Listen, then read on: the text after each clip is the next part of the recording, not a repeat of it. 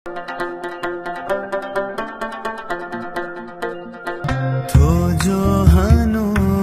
balik kita punya basikal. Kita daripada Cilas diberi kebenaran untuk berbasikal. Semalam kita dapat tidur dengan lena.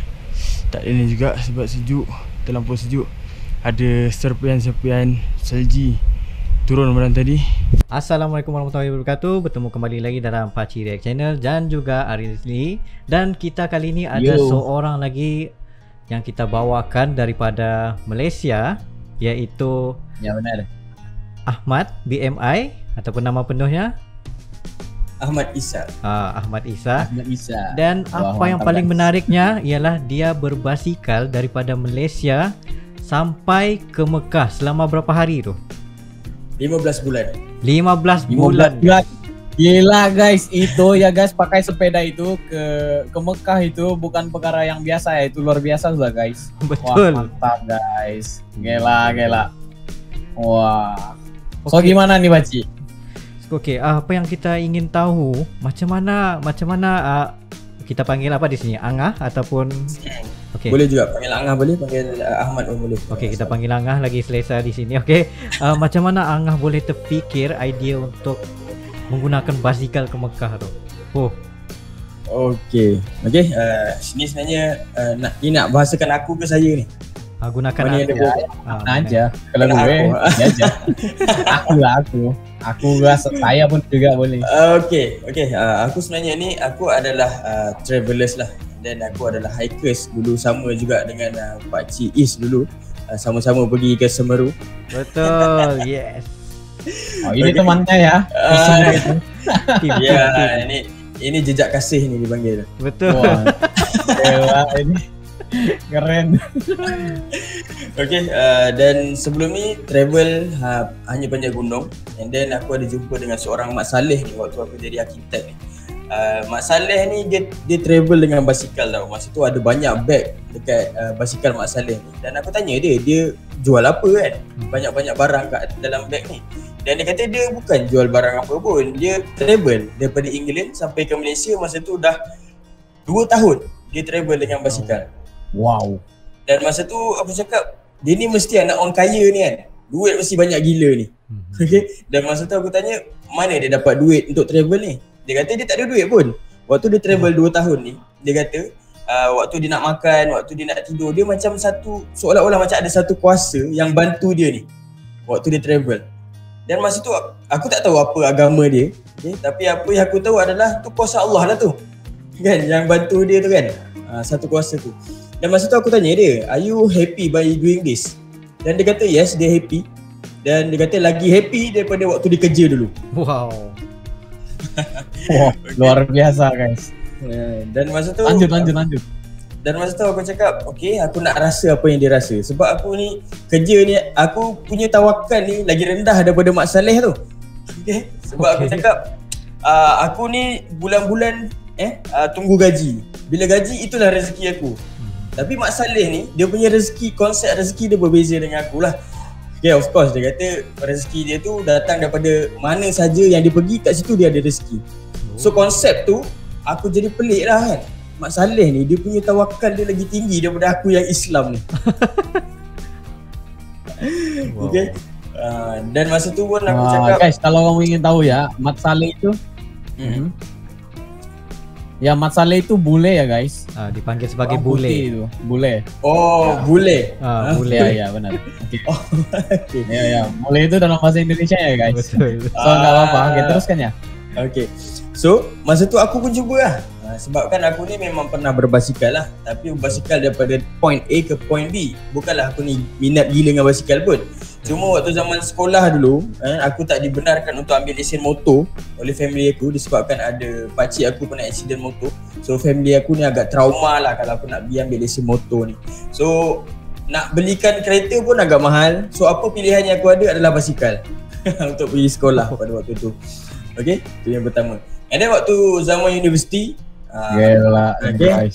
Is tahulah aku pun pernah kali basikal juga daripada hostel fakulti. Okay. Dan waktu kerja pun basikal juga daripada Gombak ke Siwang Seru dalam 11 km dan balik dalam 22 km lah. Okay. Nak pergi dah balik sampai tu zaman tu. Dan aku nampak Mak Saleh tu dia bawa satu trend baru yang aku baru tahu. Dan masa tu aku nak cubalah, dan aku tak pakailah basikal buruk aku tu. Masa tu belilah basikal baru. Okay. Dia panggil basikal touring bike. Dia memang khas untuk travel jauh lah. Touring bike. Dan masa tu itulah percubaan pertama aku, bermula daripada Gombak sampailah ke Melaka masa waktu tu. Dengan aku balik kampung lah, kiranya balik kampung, pakcik aku tinggal kat sana. So aku pergi ke Melaka. Dan yes, dia punya feeling dia tu lain lah. Feeling dia tu best lah. Kita akan jumpa dengan orang-orang yang tak pernah kita kenal, tapi dia baik dengan kita, dia belanja kita. So feeling tu tak ada lah. Kalau kita duduk pejabat tak dapat lah feeling tu. Okay. So daripada situlah aku mulalah mengembara pergi ke Indonesia. Masa tu aku nak panjat Gunung Merapi. Aku naik sorang-sorang dengan basikal nak panjat Gunung Merapi. Dan masa tu aku sesat. Wow guys. Gunung Merapi, okey. Gunung Merapi ya. Seorang diri aja. Seorang aja. Gila. Wow, gila. Naik basikal ya, naik sepeda ya. Naik sepeda. Okay. Mantap, Tapi masa guys. Gila. Masa tu tak sampai puncak lah. Masa tu aku sesat. Sebab percaya kepada GPS. Itulah. Janganlah beriman dengan GPS. Ya memang. Jangankan GPS, orang juga nggak bisa dipercaya ya guys. Okay, itulah. So dia gabung. So gimana dia punya pencetus itu untuk pergi ke Mekah itu? I mean mau naik haji kah, umrah kah, gimana? Okay, selepas tu aku ni pergi travel ke mana-mana, aku tak beritahu mak bapak aku. Misalnya kita pernah jadi muda kan. So darah muda tu membuat-buat kan. Dan family of course tak bagilah kan. Nak kayuh basikal naik Gunung Merapi, mak bapak mana bagi kan. So termasuklah mak bapak aku tak bagi juga. Tapi aku pergi senyap-senyap. And then bila aku dah rasa seronok benda tu, aku nak pergi lagi jauh. Aku nak pergi kayuh basikal daripada Malaysia ke London. Dan masa tu aku tak beranilah kalau tak beritahu dengan mak ayah kan, tak ada restu diorang kan.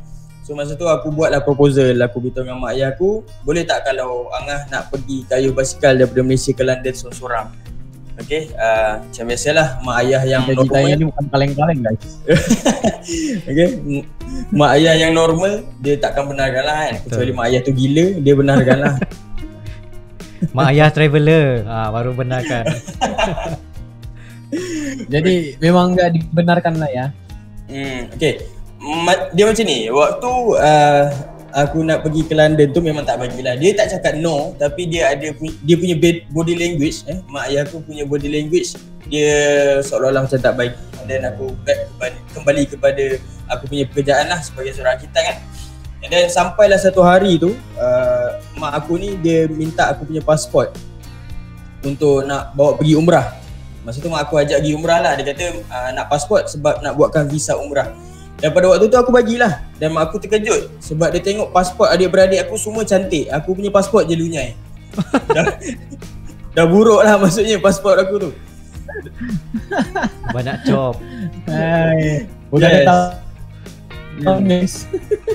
Dan masa tu masa tu mak aku buat tu tengok ada banyak gila chop. Dan masa tu mak aku bila ni dipendekkan cerita, bila kami balik daripada umrah pada waktu tu, dan mak aku cakap, "Okey Angah, Umi benarkan, okey Angah pergi ke London tu kayuh basikal." So masa tu happy gila lah kan.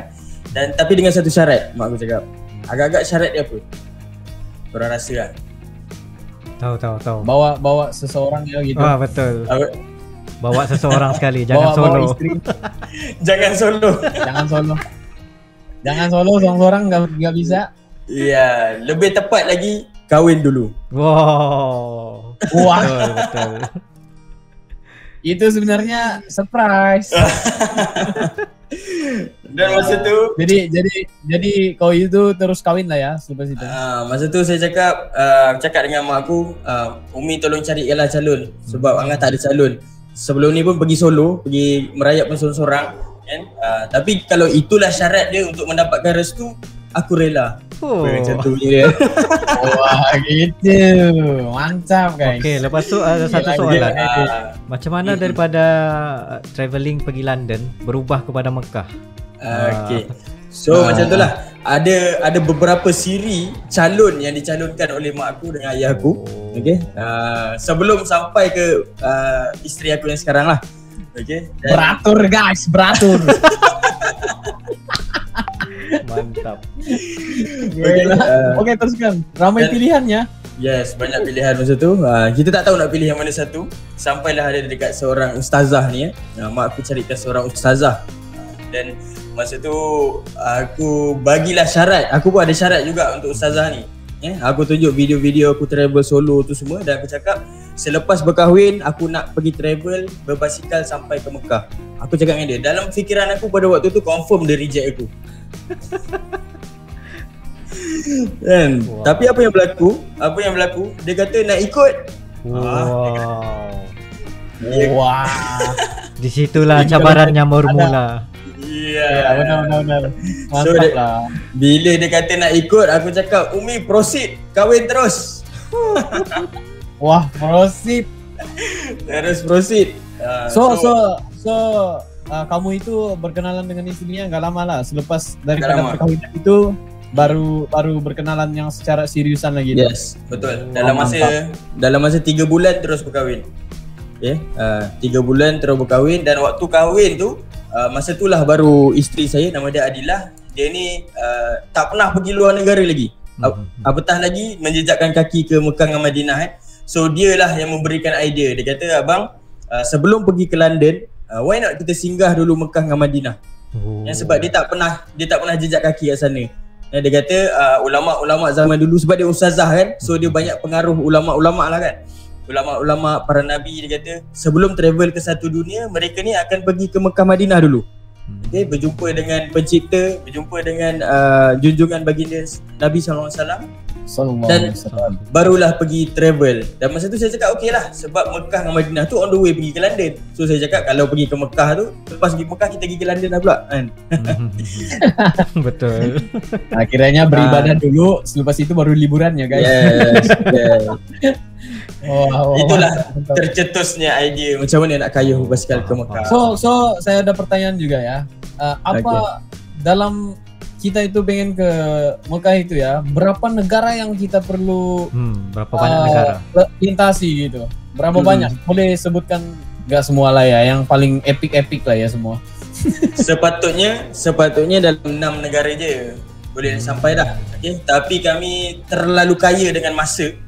So kami merentasi 14 buah negara. 14 buah negara. Bukan 14 negeri ya guys, tapi 14 buah negara. Di Malaysia itu aja ada 14 buah negeri ya guys. Yes. Tapi yang itu dia udah pergi ke 14 buah negara. Wow. Gila, ini cerita yang paling epic nih gue pernah dengar ya. Wah. Maksudnya salah satunya ialah Pakistan kan? Yes. Pakistan lah yang salah satu. Kami bertolak daripada Malaysia, kami masuk ke Thailand, Myanmar, India, Nepal, Pakistan, China, Kyrgyzstan, Kazakhstan, Uzbekistan, Afghanistan, Iran, UAE dan Arab Saudi. 14 buah negara semua. Wah, bisa dihafal. Memanglah, semua ingat dalam kepala semua tu. Gue aja. Ya. Aku aja nggak ingat negeri-negeri semua di Malaysia ini. Enggak ada ya. So, dalam semua yang negara itu ya, negara mana yang paling nggak pernah dilupakan pengalaman itu? Yalah, banyak-banyak negara, semua negara dia ada keunikan dia ada misteri dia ada cerita yang tak boleh dilupakan. Tapi yang paling menarik di Pakistan. Wow. Jadi guys, di sini kita akan mendengarkan satu kisah yang memang sangat-sangat spesifik kepada Pakistan. Dan kalau kalian ingin follow channel Ahmad BMI, boleh follow di link down below. Okey, teruskan. Ahmad Isa. Oh, Ahmad Isa. Okey, Ahmad Isa. Gimana lo dapat nama yang pelik itu tadi? BMI itu bin Muhammad Isa juga. Betul. Nama penuh. Oh iya. Itu gue heran. Kenapa yang lain? Ya. Oke. Di Pakistan itu apa yang terjadi, bro? Oke. Dekat Pakistan ni, dia satu kejadian yang berlaku. Okey, dekat kawasan pegunungan tau. Dan aku dengan isteri ni, kami ni diracun oleh orang Pakistan. diracuni pemikiran, bukan diracuni makanan. Terkejut. Wah, Diracun. gue ingat. Aku itu ingat udah diracun makanan nih. Ingatkan orang Pakistan ni Rupanya jahat. pemikiran itu. Diracuni Di psycho ya. pemikiran. Yes. Kalau dia. Dia kata dah sampai ke Pakistan ni kau kena pergi dekat satu tempat namanya Diosai Park dekat Skardu. Dia kata tempat tu memang paradise on earth dia kata. Wow. Memang tempat tu cantik gila. Okay, please jangan google tempat tu, takut tak tidur malam. Nama dia Diosai Park. Diosai National Park. Yes. Diosai National Park. Ya Allah, cantiknya. Benar? Iya enggak? Betul. Iya enggak? Benar. Betul Gue betul. juga cantik, mau cantik. gini. Betul. Wah, banget. Itu kita tunjukkan di screen Oke, ni. oke. Sudah itu gimana? So masa tu dia kata pergilah, alang-alang dah lalu kawasan ni, dia suruh pergi dekat sana lah. Dan masa tu di kawasan pegunungan. Dia tempat dia memang tinggi, tempat dia kawasan pegunungan, dan dia dipanggil Rooftop of Asia. So dia adalah kawasan dataran yang paling tinggi dekat Asia. Wow. Memang tinggi lah dataran tu. Memang seluas mata memandang lah. So waktu tu bila kami nak panjat ke Diosai tu, kami tanya dengan orang kampung kan, nak panjat ke puncak ni makan masa berapa lama? Dan dia kata kalau naik motor dalam sejam boleh sampai kat puncak. Okay, agak-agak berapa lama kami nak sampai ke puncak tu? Berapa jam agak-agak? Kira 4 jam lah. Mungkin dalam 5 jam lagi tu. Sikit lagi, 5 hari. 4 hari. 4 hari. Silap. Itu bukan jam guys, itu hari. Gila ini. Okey, silap. 4 hari guys. 4 hari, Empat hari. bukan 4 jam. 4 hari. So kami tidur dekat empangan Kami tidur dekat ada kandang kambing kat situ sampailah ke puncak. Okey. Masa hari yang keempat, hari yang terakhir tu, isteri saya jatuh sakit. Okey, dan masa tu dia kena acute mountain sickness. Sebab aku ni pernah panjat Gunung Kinabalu dan aku ada pengalaman lah kawan aku kena acute mountain sickness. So aku tahu simptom dia tu macam mana. So waktu tu isteri aku ditunjukkan simptom yang sama, iaitu acute mountain sickness. Acute mountain sickness ni dia akan tarik urat-urat kita, dia punya oksigen dekat otak dia tu dah berkurangan. Jadi ni tegang. Yes, dia akan jadi tegang. So AMS ni dia adalah satu orang kata pembunuh nombor 1 kawasan pegunungan. Kalau tak rawat betul-betul memang boleh meninggal lah. Okay, pada waktu tu. Dan aku tahu kalau orang AMS ni, aku tahu 2 cara je, sama ada bagi dia makan banyak-banyak ataupun kena buat turunan. So aku plan untuk panjat lagi puncak. Masa tu tinggal 5 kilo. Satu hari kita orang hanya boleh cover 5 kilometer je. Sebab kita orang bukan kayuh, kita orang tolak basikal tu. Sebab kawasan dia macam tu kan, dia menaik. So aku tolak basikal aku naik atas, aku turun bawah, aku tarik basikal Adilah naik atas. Bila aku turun bawah, aku dokong papah dia pula sampai naik atas. Aku ulang benda tu sampai ke puncak. Sebab dia dah sakit, dia dah tak boleh gerak. So aku buat macam tu lah sampai ke puncak. Dan waktu sampai ke puncak tu, orang tempatan kata ni, kat puncak ni tak ada orang ni, memang kawasan rata. Pokok pun tak ada. Okay, macam background aku ni, macam background aku ni, pokok pun tak ada. Dan ya itu gue minta guru yang itu. itu belakang itu sebenarnya Diosai ya kan? Yes, lebih kurang lah. Tapi background aku ni bukan Diosai. Dia Diosai di kawasan yang rata. Dia lapang dan rata. Okay, dan sayup-sayup lah nampak gunung sebelah-sebelah. Okay. Lanjut. Dan orang tempatan kata dekat puncak tu tak ada orang, tak ada manusia hidup kat atas tu. Dan bila kami sampai ke puncak tu, dan lagi satu, dia ingatkan kat aku, dia kata it's okay, dia kata tak tinggi mana pun, it's a baby mountain, dia kata. Baby tak mountain. So bila kami sampai ke puncak tu, kami ada jumpa, ada seolah-olah macam ada 2 malaikat yang sedang sambut kami.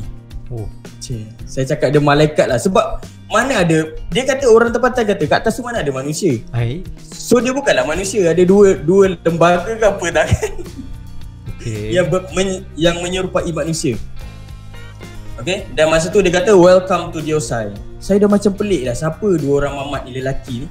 Dan saya tengok kiri kanan tak ada bangunan apa-apa, ada bangunan tinggal yang dah lama rosak. Dengan tak ada kenderaan langsung kat situ. Macam ada rumah usang gitulah. Rumah dia bukan, dia hotel batu tapi yang dah tinggal batu je.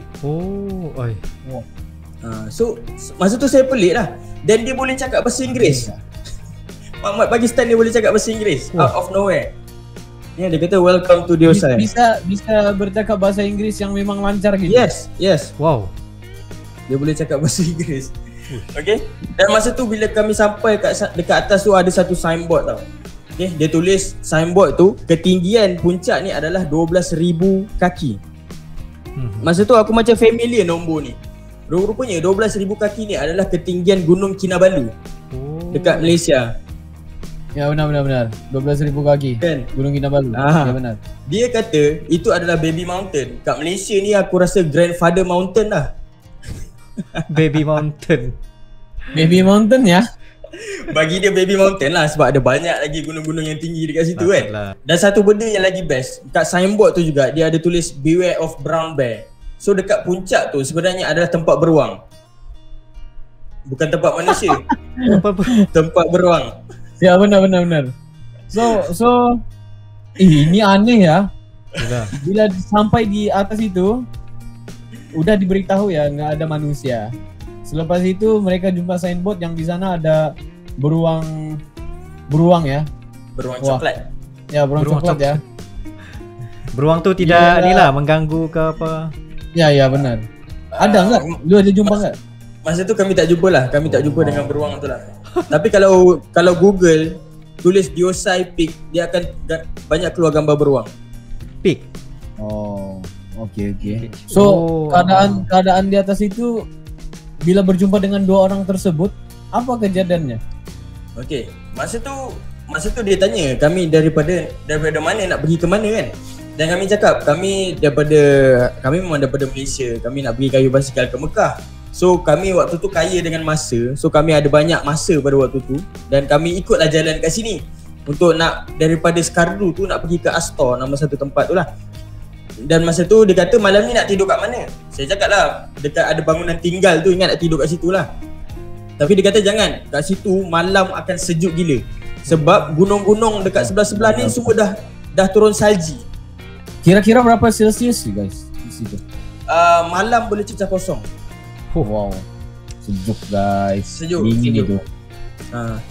Dan dia tak bagilah, dia kata why not pergi tidur dekat tempat dia. Dia kata dekat tempat dia tu ada heater, dekat tempat dia ada makanan, tempat dia ada semua benda lah. Dia kata ada sleeping bag yang hangat semua kan. Kita dah macam siapa Mamat ni kan. Dia ada hotel ke apa kat atas ni. Pelik lah. Wah. Lagi. Lanjut. Masa itu? Dan masa tu apa yang aku cakap, aku tengok wife aku macam dah macam tenat sangat kan. Aku cakap tak apalah, ikut je lah. Ni mungkin ada sesuatu yang kita tak tahu kan. So kita orang pun okey lah, jom lah. Dia kata lagi 5 km dekat tempat dia kan. Kita dah lah satu hari 5 km, nak tambah lagi 5 km hari tu kan. Tapi tempat dia mendatar lah. Dia tak macam sebelum ni yang memang cerun dia sangat tinggi. So bila aku cakap okey lah proceed. So tapi nak minta tolakkan basikal. So diorang berdua ni tolakkan basikal kita orang. Dan aku papa Hadilah lah, aku papa isteri aku. So aku dokong dia, aku jalan, bila aku penat aku duduk. Bila aku jalan, bila aku dah ada tenaga balik aku sambung. Dan macam tu lah ulang-ulang sampai aku dah exhausted gila, aku dah penat gila. Masa tu aku dah terduduk terus dah, tak boleh bergerak dah. Okay, dan masa aku terduduk tu, diorang ni patah balik. Okay, diorang ni patah balik dan dia tanya, what happened? Dia cakap lah, my wife sick, kena AMS. Lepas tu dia kata, oh you know about AMS? Dia kata, yes lah aku tahu pasal AMS kan. Dia tahu pasal AMS, dia kata it's okay. Dekat tempat dia ada ubat untuk AMS. Hai, pelik kan? Pelik. Ini aneh ya guys. Diorang ni macam doktor pula. Tadi. Yes, dia ada injection. Semua dia kata untuk AMS ni. Dan dia kata it's okay, I am a doctor. Doktor? Okay. Dan dia kenalkan dia nama dia adalah Dr. Ilyas. Dr. Ilyas masa tu. Dan aku macam tanya siapalah dia ni yang tiba-tiba mengaku doktor kan dekat atas puncak yang tak ada orang ni. Ilyas ya. Okay, dan masa tu aku pun ikut dia orang sampailah dekat dia orang punya tempat tu. Yes, dia ada satu base camp. Rupanya dia orang ni adalah askar yang jaga kat atas base camp tu. Masa tu dia ada dalam 4 orang. Okay, yes, dia adalah doktor askar, Dr. Ilyas ni. Dan dia ada askar betul, dia ada radio man dengan ada tukang masak. Ada 4 orang dekat atas ni. Okay. Beruntung aku guys. Dan masa tu dia kata, you are our first guest and our last guest. Why? Dia kata, Dah bahasa Inggeris ni.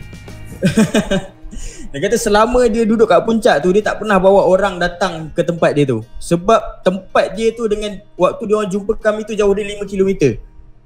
Dia tak pernah invite orang.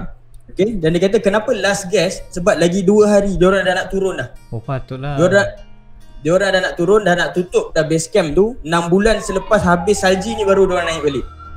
I see. Maksudnya kalau kita orang lambat 2 hari, kita orang dah tak jumpa dah orang kat sana. Ya, benar. Wah, ini benar-benar rezeki ya. Boleh. Ini benar-benar hikmah daripada Allah Subhanahu Wa Taala gitu.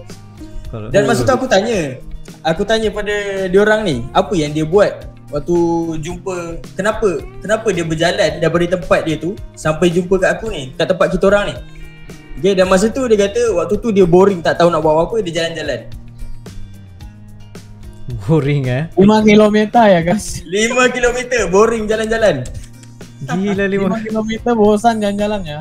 Wah, Kawasan pergunungan. kawasan pergunungan. Kalau pergi Yang mall tak ada 5 km lain lah. Wah. Wow. Itulah. Memang bila sampai di base camp dia itu memang dirawat lah isterimu. Yes, betul. Dia ada ubat, dia ada. In fact, sleeping bag dia yang tebal tu dia bagi kami pakai. Wow. Dan malam tu dia tak pakai langsung sleeping bag. Dia kata dia dah biasa dengan sejuk ni, dia dah biasa. 0 Celsius itu. Yes. Dia kata dia pernah survive negatif 80 tak silap. Dan dia dapat award masa tu. Negatif Oh, 80. Dekat kawasan India Pakistan. Dekat Jammu Kashmir. Manusia ke apa guys? Itulah dia dapat award lah sebab dia orang ni tentera kan. So dia orang memang dah dilatih dekat tempat-tempat sejuk lah. So dia orang tak kisah pun setakat 10 negatif 10 tu tak ada hal bagi dia orang. Okay, dan waktu tu dia bagi makan semua kan. Tapi isteri aku ni masih lagi tak sihat. Dia masih lagi sakit. Okay, so ada satu je cara dia adalah kena bawa dia turun lah. Okay, masa tu dah 2 hari kami kat puncak tu. So aku nak minta doktor tu boleh tak bawa isteri aku turun. Dan dia kata macam mana nak bawa turun. Dia pun dia hantar oleh askar lain. Dia pun tak ada kenderaan kat atas tu. Oh, semua. Semua dia hantar kan. So waktu tu dia offer diri lah. Dia kata kalau macam ni lah, aku bawa basikal, my wife, isteri aku bonceng kat belakang. Dan dia bawakan basikal isteri aku untuk turun ke bawah. So kami pun turunlah ke bawah. Kami naik 4 hari ni. Agak-agak turun tu berapa hari? Kalau Turun mungkin lagi sekejap lah. 2 hari gitu, 2 hari. 1 jam. Oi. Okey. Turun 1 jam je. Naik 4 hari, turun 1 jam je. Naik 4 hari, turun 1 jam guys. Okay. Wah, ini memang benar-benar cerita yang paling keren gue pernah dengar ya. Maksudnya di sini umpama yang kita naik Semeru dulu lah. Yes. Naik sampai 6-7 jam, turun Betul. sekejap ya. Sekejap je. Itulah lagi-lagi dengan basikal kan. Basikal turun lagi. Karena itu melalui beban itu. Yes. Tapi agak bahaya lah sebab ada banyak gaung dekat situ. So agak bahaya juga kalau jauh. Tapi sebab nak bawa pergi ke hospital kan. So waktu tu memang tak ada pilihan untuk turun dengan laju lah. So bila sampai kat bawah tu, kami berjumpa balik dengan owner cafe dekat bawah tu. Yang tempat kami mula nak bertolak, yang beritahu pasal Baby Mountain tu, kami jumpa balik mamat tu dekat cafe dia. Dan masa tu aku cakap dengan doktor tu, Dr. Ilyas, baliklah. Masa tu dia nak pergi rumah makcik dia. Dan aku cakap tak apalah, kau dah tolong aku banyak dah. Aku segan kalau nak minta tolong dia lagi kan. So dia pun balik. So bila aku jumpa dengan wife aku tanya, mana Dr. Ilyas? Lepas tu aku cakap dah balik lah. Lepas tu wife aku cakap, kata nak pergi hospital, ada 10 km lagi ni. Ada 10 km. Aku cakap aduh, aku salah buat keputusan ni. Masa tu aku tanya isteri aku, boleh kayuh lagi tak 10 km? And member dia tak cakap apa-apa, dia hanya menangis je. Masa tu aku cakap ni salah soalan ni. Dia udah sakit guys, dia udah sakit sebenarnya. Dia udah benar udah mental udah breakdown lah gitu ya. Betul. Dan masa tu aku jumpa dengan owner tu, nama dia Ali Musa, owner cafe tu. Aku tanya dia, boleh tak kalau aku nak pinjam motor ataupun kereta? Dan masa tu dia kata boleh, tapi kena bayar duit minyak lah masa tu. Dan waktu tu dia cas agak mahal jugalah. Dan aku tak salahkan dia sebab kawasan tu memang susah nak dapat minyak. So memang agak cost dia agak mahal juga. Dan masa tu aku tengok dalam bank aku ada dalam RM1,000 lah masa tu. Okay, dan masa tu aku cakap kalau aku bayar duit minyak dekat dia ni untuk pergi hospital je yang sejauh 10 km, aku tak rasa aku boleh bawa masuk Adila masuk hospital. Sebab duit tu tinggal untuk nak bawa masuk hospital je. Dan masa tu aku cakap tak jadilah, aku tak jadi pinjam. Dan masa tu dah serabut lah, muka serabut, aku tak tahu nak buat apa. Dan Ali Musa ni dia datang balik, dia kata dekat sebelah tempat kau duduk ni, masa tu dekat kafe dia, dekat sebelah tempat kau duduk ni ada satu kumpulan lelaki tengah makan. Cuba tanya dia sebab aku nampak, dia kata dia ada nampak ada 3 4x4 kat luar. So cuba tanya dia orang, mungkin dia orang ni boleh bantu. Dan masa tu aku pun tunggulah dia orang ni habis makan. So bila dia orang ni habis makan je, aku terus bangun dan terus pergi kat dia orang ni. Dan dia orang ni tak sempat, dia orang ni tak ada pun cakap tanya aku ni daripada mana ke tak. Dia terus cakap, how can I help you? Wow, bagus lah. Mungkin sebab muka aku serabut pada waktu tu. Yang dia nampak ni, Mamat ni memang perlukan pertolongan ni. Okay. Dan masa tu aku cakap I need to bring my wife to hospital because she's sick. Lepas tu dia tanya, where's your wife? So aku pun panggil lah my wife. Ni ada pakcik ni nak jumpa. Dan pakcik tu dia terus pegang tangan bini aku. Aku dah macam kenapa pakcik ni kan tiba-tiba pegang tangan bini aku kan. Dia pegang tangan, dia suruh jeli lidah, dia nak tengok lidah. Lepas tu dia kata it's okay, I'm a specialist doctor. Weh, beruntung banget kamu. Udah jumpa lah. dokter di Punca. Selepas itu di KPM tu jumpa lagi spesialisnya ya. Itu rezeki lah tu. Dengan rezeki Allah itu memang maha menjaga kamu ya di sana. Wah. Dan dia kata all my friend here are specialist. Wow. Wih, macam mana boleh ada? Gimana ada dokter dan spesialis di situ ya? Kan orang tengah buat kajian di situ. Okay, dia kata cerita. Dia kata ada 3 orang spesialis kat situ, ada 3 orang driver dan ada 3 4x4 kat luar sana. So maksudnya setiap spesialis ni dia ada driver dia sendiri dan dia ada kenderaan dia sendiri datang kat situ. Okay. Dan masa tu masa tu aku cakap lah nak bawa pergi hospital. Dia kata it's okay, give us 5 minutes. Dia kata bagi aku masa 5 minit sebab nak pergi tangkap gambar kat tasik. Okay. Lepas tu dia pun pergilah tangkap gambar kat tasik. Dan rupa-rupanya dia orang ni datang daripada hospital yang 10 km yang kita orang nak pergi tu. Dan dia orang datang ke situ semata-mata nak makan dan tangkap gambar dekat tasik je. Wih. Wah. Kebetulan. Ya, benar-benar ini kebetulan ya. Wah. Lepas tu bila diorang balik daripada tasik tu, diorang bagi kita orang satu kenderaan dengan driver bawa terus pergi ke hospital. Okay, dan nama doktor tu Dr. Nadim lah. Aku ingat lagi nama dia. Dia suruh aku pergi ke hospital. Dan aku pun pergilah sampai ke hospital. Masa tu barulah aku teringat dah seminggu aku tak contact dengan family aku. Okay, disebabkan kita orang pergi ke puncak tu dah tak ada line. Masa tu Dr. Nadim ni dia berikan dia punya kenderaan dia 4x4 dia untuk bawa kita orang pergi ke hospital lah. Dan memang jauh lah 10 km tu kan. So bila sampai kat sana je baru aku teringat yang aku dah seminggu 7 hari dah tak call family dekat Malaysia. So masa tu lah aku telefon family aku. Dan rupa-rupanya dekat Malaysia ni tengah huru-hara lah. Sebab kami kehilangan, terputus hubungan. So diorang ni pun semua risau. Okay. Dan masa tu bapak aku tanyalah, ada kat mana ni? Cakap ada dekat hospital. Dah lah dah berapa hari tak contact, tiba-tiba dah ada kat hospital. Bapak aku tanya siapa yang sakit? Cakap ni Adilah adalah demam-demam sikit. Masuk ke hospital. Jaga ni lah, jaga hati. Dan masa tu bapak aku tanya, ada duit tak? Ada, banyak duit lagi, insyaAllah ada kan, masa tu kan. So bila aku tutup telefon je, aduh pening kepala, mana aku nak cek duit ni. Tak tahu nak bayar macam mana. Dan masa tu aku ingatkan dia masuk 1 hari je. Masa tu dia dimasukkan ke ICU. Dia bilik khas, dia duduk satu bilik khas yang ada toilet. Sehari makan 3 kali babe. 3 kali. Dan orang kampung yang aku tengok kat situ semua duduk kat hall. Dia seorang je duduk dalam bilik. Bilik special lah. Wow. Gara-gara spesialis yang tadi dijumpai itu ya. Wallahualam, aku tak tahu. Itu aku tak pastilah. Okay. Dan bila aku ingatkan 1 hari je dia kena masuk, rupanya 3 hari dia kena stay. Yang menyebabkan aku pening kepala lah, mana aku nak cari duit kan. Sebab kita ni orang luar negara. Kalau kita pergi negara orang, confirm kena bayar mahal ya, kan. Benar. Sekurang-kurangnya puluh ribu lah kan nak kena bayar. So masa tu aku fikir apa yang aku boleh buat adalah aku pergi cari kerja lah. Aku nak pergi cari kerja masa tu dekat Pakistan. Sama ada aku nak basuh pinggan ke ataupun aku nak kemas hotel ke macam tu kan. Dan waktu aku tengah serabut tu, datang seorang lelaki ni. Okay, nama dia Mr. Abasi. Dan dia kata, dia tanya, are you from Malaysia? Lepas tu aku cakap lah, yes, I'm from Malaysia. Dan dia kata, Dr. Nadim hantar dia untuk tengok-tengokkan kita orang. Wow. Okay, masa tu dia tanyalah, are you having a problem? Dia tengok muka serabut kan. Lepas tu aku cakap, yes, I don't have much money. I don't know, either I can pay or not the bill for hospital. Lepas tu dia tanya, how much do you have? Dan aku cakap pada tu dalam $300. Itu je yang aku ada. Dia kata, it's okay, let me talk to my boss. Dia kata macam tu kan. Ni Pak Gad ni nak pergi cakap dengan bos dia. Aku pun cakap, okay lah. Dan kita waktu tu tengah serabut dah malas nak fikir banyak kan. So kita pun biarkanlah dia macam tu. Dan dipendekkan cerita, selepas 3 hari, masa tu wife aku dah elok lah, dah sihat. Dan dia bersemangat nak kayuh balik. Dan dia tanya aku, bang jom kayuh balik, dah sihat ni.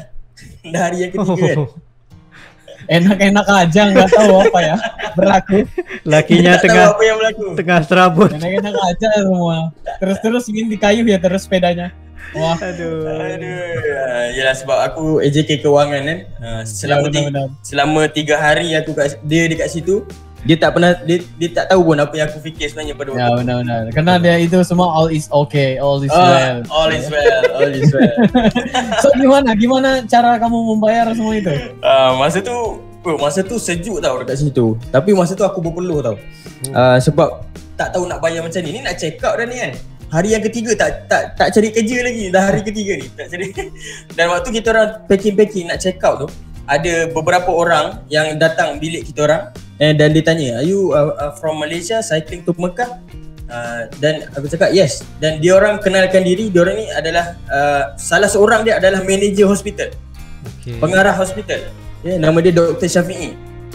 Dan dia kata please pray for Pakistan in front of Kaabah. Lepas tu aku cakap yes of course. Sebab orang Pakistan ni sangat baik semua, InsyaAllah aku akan doakan dekat depan Kaabah. And then dia masuk ke kaunter and then dia keluar terus.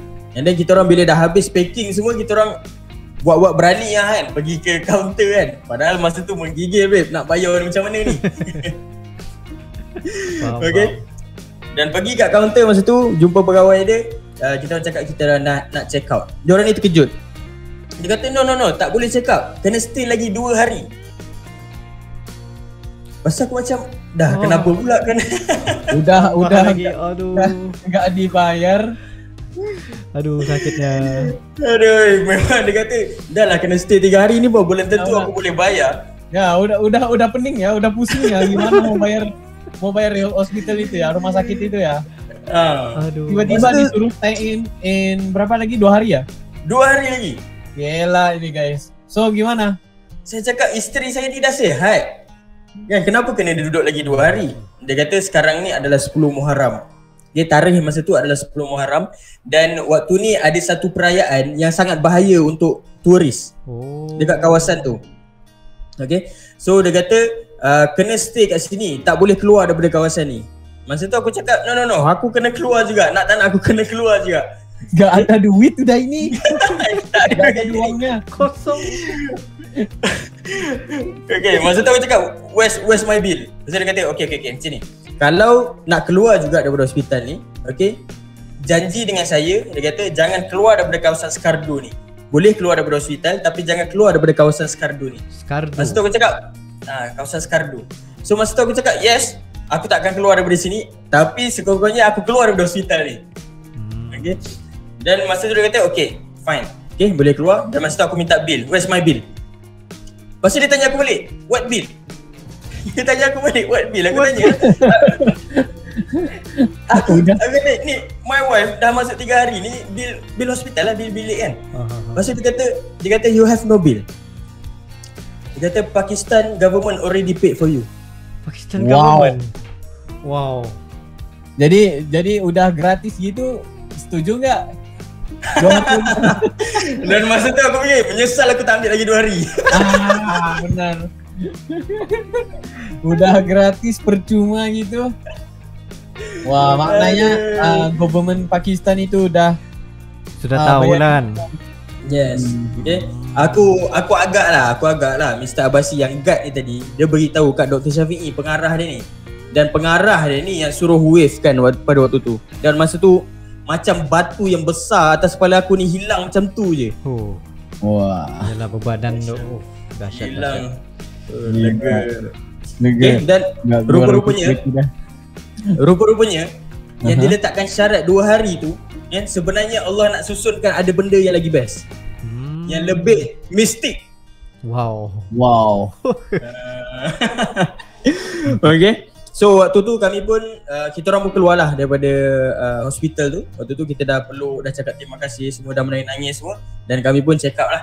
So kami check out, kami cari satu tempat dekat kawasan Skardu tu, nama dia Lower Kachura Lake. Tempat tu dia memang cun gila tempat dia. Please lah Google. Dan nak halang pun tak boleh. Lower Kachura Lake. Lower Kachura Lake. Lake tu tasik lah. Lower tu rendah. Lower Kachura. Gak bisa bahasa Inggeris gue. Yang ada macam love tu kan. Dia ada Shangri-La Hotel kat situ. Okay. Ada hotel warna merah. Okay. Tempat tu memang cantik lah. So kami ingat nak camping kat sana. So bila kami sampai kat sana, dia ada hotel kat situ dan kami nak camping kat sebelah tasik tu, dia tak bagi. Dia tak bagi. Dia kata sini adalah tempat private dan dia tak bagilah. Daripada waktu kami tengah nak cari tempat nak tidur tu, nak pasang kemah, ada satu group ni dia invite kita orang makan.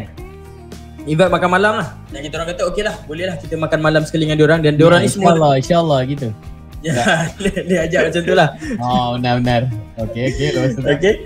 Dan masa tu aku pun join lah makan. Masa tu bila aku cerita yang aku kayuh basikal daripada Malaysia sampai Pakistan, diorang ni ketawa tau. Diorang ni gelak. Diorang ni macam tak percaya tau. Yang kita orang ni nak pergi ke Mekah. Dan masa tu aku cakap okey, aku suruh Adilah pergi ambil iPad dekat basikal untuk tunjuk kat diorang ni yang setakat video yang kita orang dah ambil ni kan, kita nak tunjuk kat diorang ni kan. Dan masa tu bila waktu Adilah pergi kat basikal tu, tiba-tiba ada satu pakcik ni datang. Pakcik ni badan besar, berjambang semua kan, badan dia besar kan. Dan aku ingatkan pakcik ni adalah daripada grup ni sekali. Rupa-rupanya dia adalah orang yang berbeza. Okay, dia tanya aku masa tu, "Are you from Malaysia?" Dan aku cakap, "Yes, I'm from Malaysia. Come, follow me." Dia ajak ikut. So aku ingatkan dia ni dalam grup yang sama. So aku follow lah dia. Aku follow dia, dia bawa aku pergi ke satu sudut yang gelap yang tak ada orang. Dan masa tu dia tengok kiri kanan, agak-agaknya dia buat apa kat aku? Dia mana duitmu? Enggak. Mungkin enggak tahu apa di kawasan gelap ini aneh ya. Gua tahu pikirannya udah. Masa tu dia kata, "How much money do you want?" Oh. Wow. Offer I want lagi. 1 million. And then Selalunya kalau kita tengok drama kan orang selalu bawa kita pergi ke sudut yang gelap, tengok kiri kanan, dia akan tanya, "How much money do you have?" sambil keluarkan pisau. Benar. Memang habis lah time tu. Gue pikiran gitu deh. Kan? Tapi dia punya ayat dia tu, no, I don't need any money. Okay, dia tanya, "What do you need?" Besok aku cakap lah, aku fikir, I just need place for sleep tonight. Sebab tak ada lagi tempat tidur kan malam ni. Lepas tu dia kata, "Okay, pergi makan balik." Dia kata, pergi makan dengan kawan-kawan, dia akan bookingkan satu bilik untuk kita orang. Dan aku pun pergilah, aku macam pelik kan, aku pergi balik kat dia orang ni. Masa tu bini aku pun dah tanyalah. Bini aku tanya, "Abang pergi mana?" Cakap, "Ada seorang pakcik ni pelik gila." Pelik. Lepas tu bini aku tanya, "Abang jumpa Kalau abang jumpa." Dia tanya, dia kata, "Abang jumpa ke pakcik tu?" Masa aku dah macam pelik dah. Macam ni dia boleh kenal pakcik tu kan. Rupa-rupanya waktu dia pergi ke basikal tu, pakcik tu dia tengah tengok basikal kita orang ni. Sebab waktu tu ada bendera Malaysia. Okay, so dia tertarik dengan bendera Malaysia tu. Dia tanya wife aku, "Datang dengan siapa?" Wife aku cakap dengan suami. So dia nak berkenalan dengan aku lah. So that's why dia masuk, dia cari aku pada waktu tu. Dan masa tu kita orang pun bila dah habis makan, dah bersalaman dengan diorang ni, aku pergi kat kaunter. Aku tanya ni, ada ke orang bookingkan bilik untuk kita orang? Sebab aku ingatkan scammer. Okay. Kan? Dan masa tu dia kata, "Yes, ada dekat tingkat 3. So aku pun naik tingkat 3. Dan waktu kita orang nak sampai ke bilik tu, yang pakcik ni dengan keluarga dia tengah tunggu kita orang sampai. Waktu kita orang sampai tu pakcik ni kenalkan isteri dia, kenalkan anak dia semua. Dan masa tu dia bagi satu plastik pada aku dan dia suruh masuk rehat. Dia kata masuk rehat. Dan bila kita orang masuk bilik tu, besar gila. Besar gila bilik dia tu. InsyaAllah. Dan menghadap tasik yang cantik tu. Seronok ya. Wah. Untung. Wah, ini benar-benar rezeki ya guys. Dan masa tu untung banget loh. Dan masa tu aku pun mandi kan, mandi solat siap-siap. Masa tu aku buka lah apa plastik yang dia bagi tu. Dan dalam plastik tu Aku rasa itu mandi yang paling enak ya. Mandi yang paling enak. Dan apa yang ada kat dalam plastik tu. Masa tu aku buka plastik yang dia bagi tu, dalam tu ada kacang-kacang dan ada satu sampul. Dan bila aku buka sampul tu, ada duit Pakistan yang nilai dia bila convert pada duit Malaysia ada RM600. Wih, banyak juga tu. Walau. Wah, banyak juga itu. Orang Pakistan bagi duit benda ni sangat pelik. Sangat pelik. Dan waktu tu aku cakap dengan wife aku, esok aku nak jumpa pakcik ni, kenapa dia baik gila. Dan esoknya waktu dia check out tu aku kejar dia sampai kat lobi. Dan kebetulan waktu tu driver dia datang lambat sikit. So aku sempatlah korek rahsia dia. Dan rupa-rupanya dia Tokyo College. Dia ada 5 buah college dekat Pakistan. So dia memang orang kaya lah. College. So dia memang orang kaya lah. Wah. So jadi gimana dia tahu kamu itu lah? Dia kata dia ada seorang kawan orang Malaysia yang berasal daripada Perak, dia kata. Dan dia kata dia suka bawa keluarga dia ni melancong kat Malaysia. Dan setiap kali dia melancong dekat Malaysia, kawan dia ni bawa dia travel pergi ke Langkawi, pergi ke Johor Bahru, pergi ke ALCC, pergi ke Genting Island, semua secara percuma. Kawan dia punyalah baik dengan dia ni. So dia kata sebab kawan dia tu yang baik, aku nak tolong kau. Wow. Masya Allah. Allahu Akbar. Disebabkan orang lain. Disebabkan orang lain dia nak bantu aku. Masa tu aku fikir apa tau? Aku balik Malaysia ni aku nak tolong lah orang Pakistan. Aku nak buat baik lah dengan orang Indonesia. Aku nak buat baik dengan orang Myanmar yang ada kat Malaysia ni. Mungkin sebab aku buat baik ni, orang lain akan dibantu. Betul. Benar. Wah, terbaik guys. Benar. Itu benda yang aku dapat lah. Itu hari yang pertama tu. Itu baru hari yang pertama. So hari yang kedua aku dah tak dapat dah duduk kat hotel tu sebab kena bayar sendiri. Dia bagi trial. Tapi udah ada RM600 ya. Tapi tak nak pakai duit yang dia dah bagi tu. Betul. So kami pergi ke Upper Kachura Lake. Dia ada lagi satu tempat, dia kawasan tinggi sikit, Upper Kachura Lake. Tadi lower, sekarang ni upper. Yang ini yang tinggi. Upper tu pun upper. Tempat dia tu memang sangat cantik lah. Dia dekat situ juga. Dia ada satu hotel kecil dekat situ. Dan kita orang minta izin untuk camping. Dan yang bagus ni, hotel ni dia bagi boleh lah camping dekat depan tasik tu. Tapi waktu tu memang sejuk gila. Waktu tu. Dan ada satu keluarga ni. Kan? Apa dia? Ada cukup lah kelengkapan kamu juga. Masa tu tak. Masa tu paling tebal adalah sweater untuk duduk kat pejabat. Itu yang paling tebal. Sleeping bag ke ada? Sleeping bag pun yang nipis ni, yang biasa punya. Yang biasa itu ya. Okey. Lepas itu ada satu keluarga di situ? Ada keluarga di situ? Satu keluarga ni dia ajak kami makan tau dekat situ. Masa tu dia sembelih kambing dan dia terus masak masa tu. Dan dia ajak kami makan terus lah, makan sekali. Dan kami pun makan sama-sama lah. Dan family tu dia tahu yang kami camping kat luar tu. Dan dia balik daripada hotel tu, dia just datang situ untuk nak lunch lah dengan family besar dia semua tu. Bila dia orang dah habis lunch semua, dia bagi tahu kat owner hotel tu suruh kami masuk kat dalam bilik hotel. Wah. So maksudnya hari yang kedua tu percuma lagi. Dia suruh diorang ni. Dan waktu tu kita orang berjumpa dengan ada lagi satu grup lelaki ni. Dan dia jumpa kita orang, dia jumpa aku, sembang. Dan masa tu aku cakap lah nak kayuh basikal pergi ke Mekah semua. Dia ajak makan lagi. Masa tu dia order ikan goreng. Ikan ni sangat susah nak dapat kalau waktu winter ni.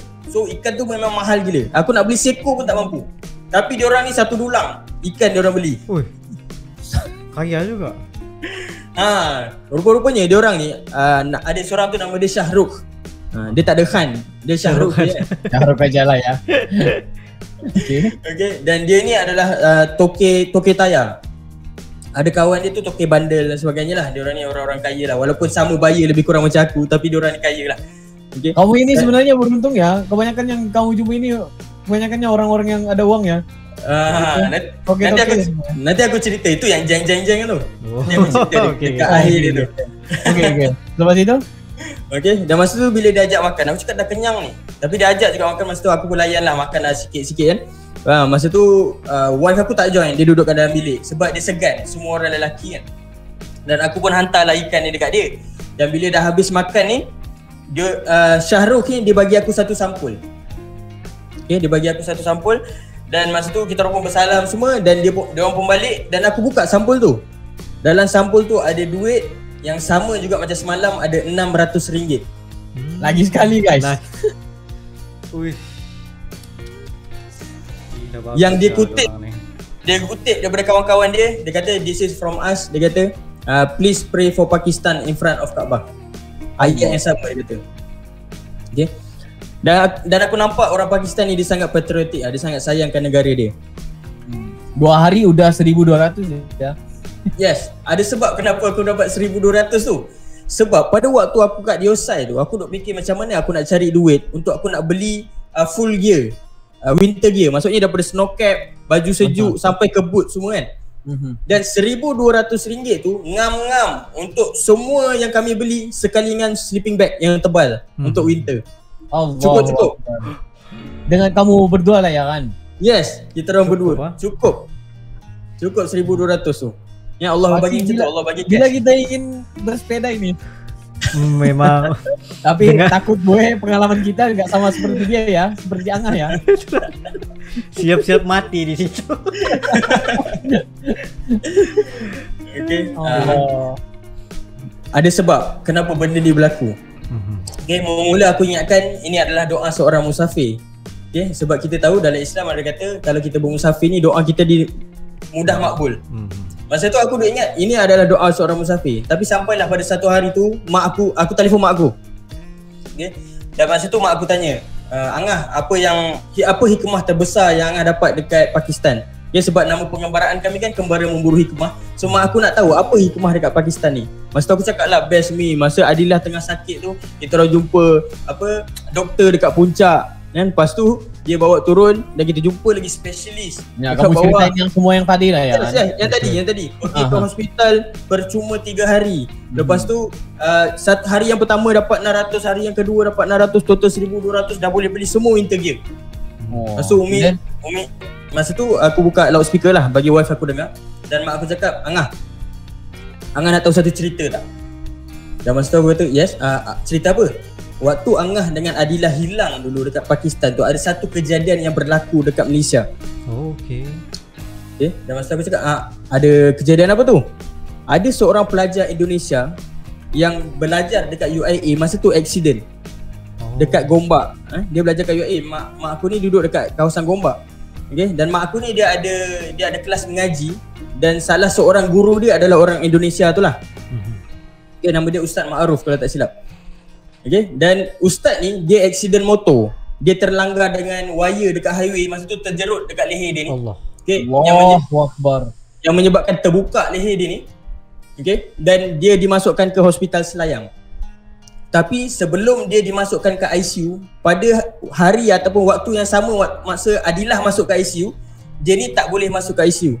Kena bayar 2,000 dulu baru boleh masuk ke ICU. Okay? Dan masa tu mak dia beritahukan mak aku, tolong tengok-tengok ke anak dia. Sebab tak ada orang yang kenal anak dia ni. Tak ada orang boleh jaga dia. So masa tu mak aku pergilah. Mak aku pergi ke hospital tu. Mak aku keluarkan duit 2,000 dan mak aku bayar. Dan masa tu mak aku cakap, ya Allah, dengan duit yang aku bantu ni, ya Allah, kau bantulah anak-anak aku kat luar negara. Sebab dah 7 hari aku tak dengar berita diorang ni. Doa seorang ibu ya. Betul. Allah, itulah sebenarnya doa seorang ibu yang bantu orang tengah susah, dalam masa sama dia berdoa. That's the powerful. Orang kata Allah angkat terus doa tu. Apa orang panggil direct cash. Yes, rupa-rupanya bukan doa kami seorang pemusafir, tapi adalah doa seorang ibu. Betul, setuju.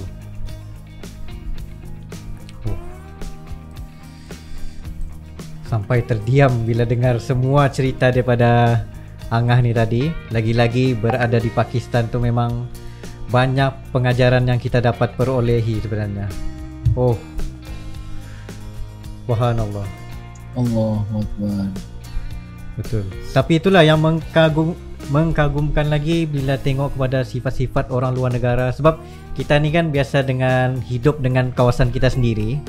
Bila sudah terbiasa macam tu, kita just between our comfort zone lah. Dan kita tidak tahu perangai orang, dan kita hanya mendengar dari cerita orang sehingga kita skeptical. Maksudnya kita, apa orang panggil tu? Judge lah. Buruk sangka lah. Buruk sangka kepada orang ini.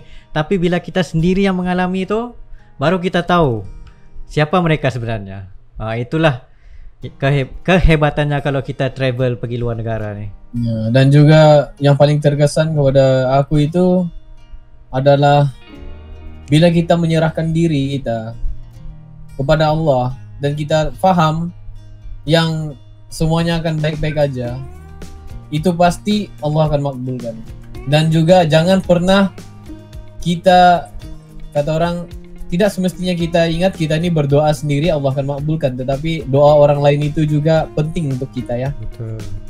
Wah. So guys, aku rasa itu kalau kita ingin lagi mendengar ya cerita-cerita yang gini nih, gimana ini? Apa caranya lagi? Apa caranya lagi untuk kita dengar semua? Okay. Aku sebenarnya nak bagi hadiah pada siapa yang tengok channel Pakcik React ni. Okay. Aku dah lihat dahulu. Okay. Dekat tangan aku ni ada satu e-book lah. Okay. Yang ni buku fizikal. Aku ada atas sikit. Tak nampak. Alamak, hilang pula. Okay, kita Kembara Memburu Hikmah, 14 negara, 14 cerita. So ada 14 buah cerita. Dia sebenarnya banyak gila. Okay, dalam buku Ustazah Basikal, okay, aku ada dua naskah buku ni. Ada 1,700 muka surat. Tapi dia agak mahal sikit, tapi aku boleh bagi yang percuma dulu. Ya, untuk korang baca lah. Alright. Wow. So nanti aku bagi link pada, nanti boleh ambil link, boleh download dekat ruang description. Ya, benar. By the way, ada cara ke untuk membeli buku-buku tadi? Buku fizikal. Yes, boleh layari www.ustazahbasikal.com. Mike. Oh, tak ada mic. Aduh. Masa nak promote ni. Tes. Cuba cek kabel bawah ni, mikrofon. Tes. Kenapa aku suka Indonesian? Tes. Okay, ngam cantik. Okay, ulang balik. Wait. Okay. www.ustazahbasikal.com. www.ustazahbasikal.com. Ya, simple aja guys. So yang ini penghantaran di mana-mana sajalah. Semua lah, negara Indonesia, semua segala. Indonesia belum pernah lagi hantar. Wah, inilah masanya. Kamu karena jadi orang yang pertama ya guys untuk dapatkan naskah buku ini, insyaallah mungkin banyak manfaatnya. Daripada cerita ini pun udah kita rasa yang manfaat itu, hikmah itu banyak banget. So mungkin ini boleh menjadi salah satu tips kita ya kalau kita ingin travel, ataupun kita ingin mendengar cerita-cerita yang kayak gini lah. So kamu boleh dapatkan sendiri di www.ustazahbasikal.com. Ya, benar. Ini baru satu negara guys. Ini baru satu negara ya guys. Nah, so kalau ingin dengar cerita yang lainnya, kamu kena dapatkan naskah buku itu ya. Betul. Boleh. Wah, ini serius ya. Ini adalah podcast yang bagi aku itu sangat bermanfaat dan banyak hikmahnya ya. Banyak pengajaran. Ya, dikit lagi gue ingin mengalirkan air mata ya. Betul. Tapi kita itu masa udah mencemburui kita juga ya. Iya. So Pakcik. Okey, jadi daripada kami sebarang kekurangan agak minta maaf lah juga. Dan terima kasih buat Ahmad Isa bersama kami sehingga sekarang ini. Terima kasih Angga. Menceritakan, ya terima kasih banyak untuk menceritakan pengalaman yang tidak tersangkakan. Siapa? Oh, benda yang boleh dikatakan benda ni mustahil lah juga. Banyak pengajarannya ini guys. Betul, tidak mustahil juga. Wah, dan juga semoga Angah juga ya sukses selalu bersama istri dan keluarga semua ya. InsyaAllah semua diberikan kemudahan, dipermudahkan urusan. Terima kasih kerana join kita pada hari ini. So guys, mungkin itu saja ya untuk podcast kali ini. Gini Angah, begini Angah. Oh begini. Oke. Mungkin itu saja untuk video kali ini. Assalamualaikum. Bye-bye.